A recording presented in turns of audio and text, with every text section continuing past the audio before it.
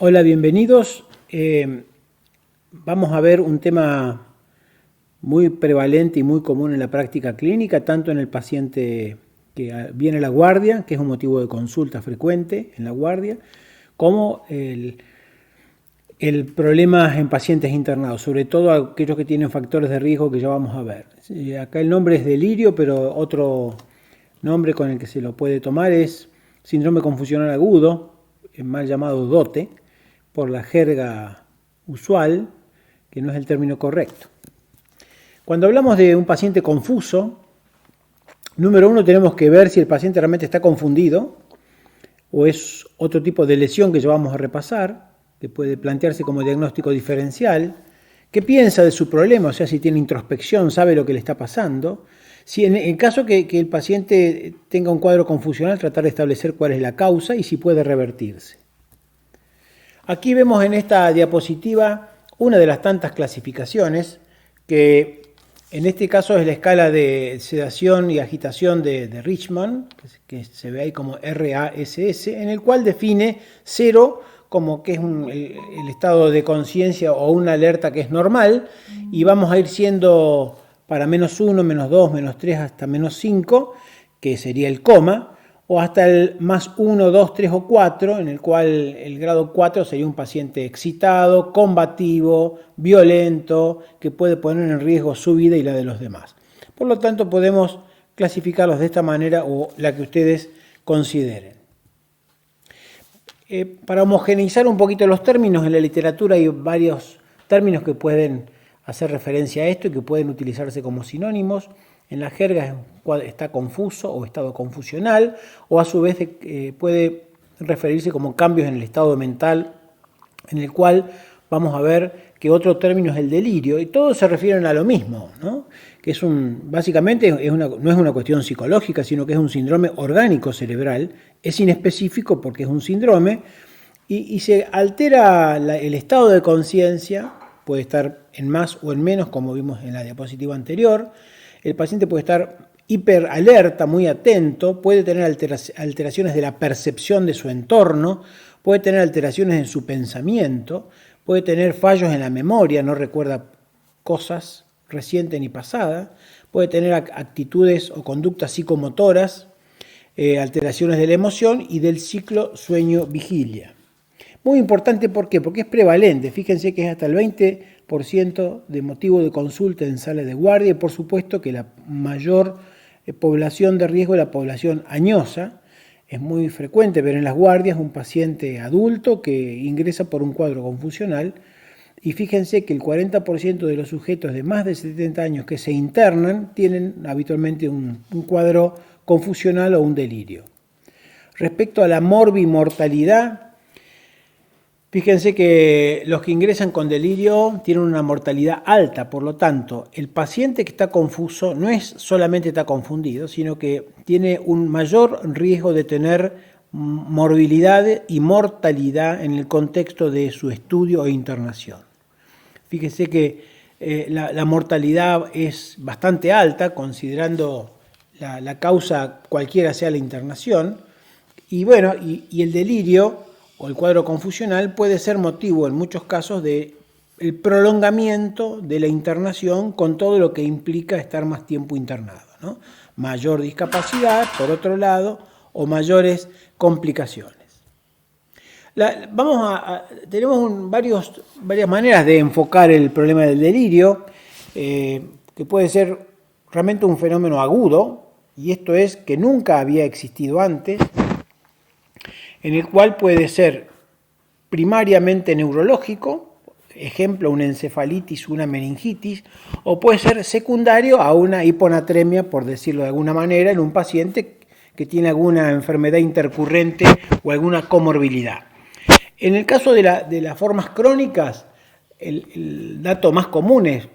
pacientes añosos que pueden tener algún deterioro cognitivo-conductual previo, leve o moderado, y bueno, y cualquier factor, que son numerosos, ya lo vamos a ver, puede hacer que ese paciente, bueno, de repente entre en un cuadro confusional. El dato es que viene con una patología previa usualmente, o que ha tenido episodios previos reducidos antes, el paciente que de repente se pierde un poco a la tarde, se puede desorientar en la casa, que esto ha ocurrido. A veces lo más común es que se dé en el contexto de una demencia, sobre todo en los estadios iniciales. La característica del cuadro confusional o delirio es la atención reducida, está distraído el paciente, se afecta la memoria, sí está dote, como se suele decir en la práctica, que es desorientado en tiempo y espacio. El lenguaje puede estar anormal, no porque la palabra esté mal estructurada, sino que puede comunicarse inadecuadamente y no conocer dónde está, desconocer personas. Tiene alteraciones de algunos de los dominios cognitivos si tenemos tiempo y ganas de evaluarlo. Bueno, y puede tener alteraciones de la percepción, a eso me refiero con ver cosas, ver el entorno, tener miedo al entorno, y esto a su vez contribuir a que el paciente esté excitado. Por supuesto que en este contexto, si uno le pregunta qué le pasa, el paciente no es capaz de responderlo, no está capacitado para hacer una comparación o tener una conversación o emitir un juicio de una situación de lo que está pasando simplemente, o cómo es que lo han traído hasta acá. No dispone de la capacidad del pensamiento abstracto. La conducta está lábil y puede pasar de estar muy quieto y con tendencia al sueño a estar absolutamente excitado. Por supuesto que altera el ciclo sueño-vigilia, y es el ejemplo más común que podemos dar son los pacientes añosos que están internados varios días en terapia, digamos, con su estado de conciencia bien, en el cual empiezan a confundir día y noche o en la internación. Algo característico de esto, a diferencia de una lesión estructural, es el curso fluctuante. El curso fluctuante hace que el paciente pueda alternar el momento en los que se conecta y está bien, y momento en los que se desconecta y está con el cuadro confusional. El sustrato anatómico es múltiple, es variado, no hay una sola zona o un solo neurotransmisor que se afecte para dar un cuadro confusional. Puede haber una alteración metabólica difusa, llamémoslo hiperglucemia o hipoglucemia, hiponatremia. Puede involucrar varios circuitos y varios neurotransmisores, y puede darse en algunos casos excepcionales por una lesión focal, lo más común es el lóbulo parietal derecho, el lóbulo temporal o frontal, que puede dar algún cambio en lo conductual, pero esto es bastante inusual. El algoritmo simple para el diagnóstico es inicio agudo, curso fluctuante, que tiene afectada la atención, está hiperalerta o se distrae muy fácilmente, a lo cual se puede sumar el pensamiento desorganizado o alteración del nivel de alerta o conciencia. O sea, puntos 1 y 2 más 3 o 4, tenemos un elemento sencillo para el diagnóstico de un síndrome confusional.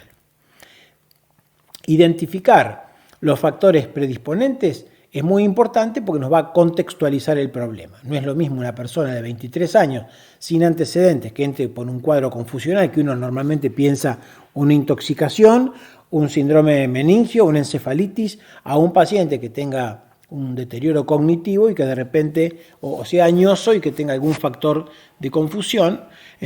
por lo cual vamos a tener que reafirmar la edad avanzada como factor de riesgo. Si hay una alteración cognitiva preexistente, y en esto siempre hacemos énfasis,